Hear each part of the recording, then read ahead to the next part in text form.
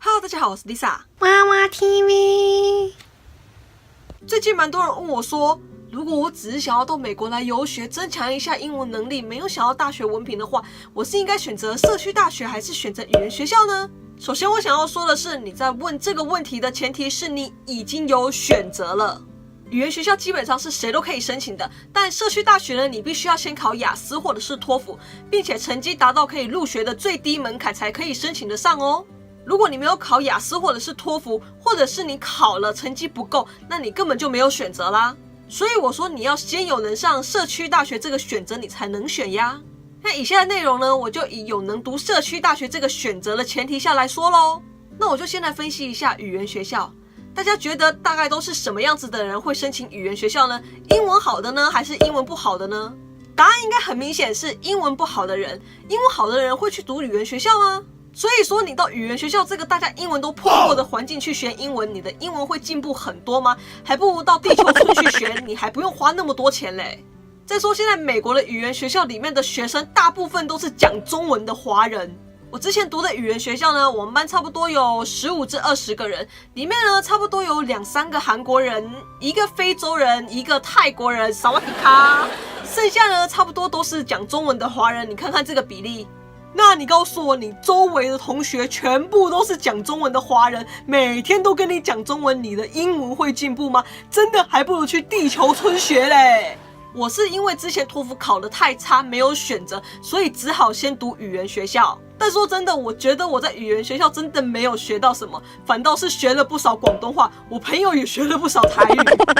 而我读的这间语言学校呢，是礼拜一到礼拜五上课，一天呢就3堂课，阅读写作、英文文法跟口语绘画。那我会说我在语言学校的英文没有什么进步的原因是，这个完全表现在我的考试成绩上面。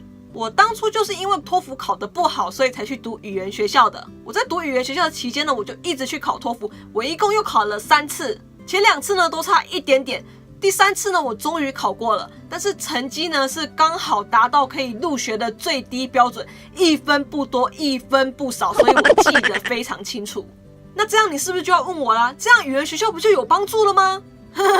是有一点帮助啦，但是帮助不大。我本来到美国之前考的托福呢，就一直在及格边缘徘徊，所以你说呢？而且呢，社区大学呢并没有辅导你念托福哦。而我正式转到社区大学之后的 ESL 分级考试，我考到了 Level 3，算是蛮低的了。所以说我浪费了3个月去读语言学校，到底有什么帮助？我这样说完是不是幻灭了呢？还想读语言学校吗？那接下来我来分析一下社区大学。现在的社区大学其实华人也越来越多了，但大多数呢都还是美国的本地学生，所以你接触到英文母语者的机会就比语言学校多很多啦。而且一般去读社区大学的人呢都比较上进，都有将来要转到4年制大学的目标，所以学习环境也会比较好。而且你在社区大学呢，除了 ESL 的课之外呢，你还可以选择其他科目的课。也就是说呢，除了 ESL 课的同学都不是英文母语者之外，其他科目的课呢有很多都是英文母语者。所以说呢，学习英文、说英文的机会也变多了，而且生活也会比较充实。那读社区大学呢，还有另外一个好处，就是说了，如果你未来呢想要到美国继续完成学业的话呢，那你之前在社区大学拿的那些学分就可以抵咯，你就可以少念几个科目咯。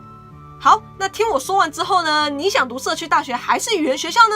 如果你有选择的话呢，最好还是念社区大学，而且也比较便宜哦。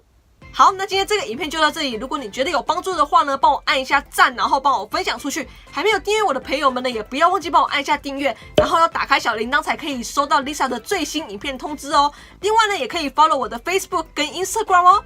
那我们就下次见啦，拜拜。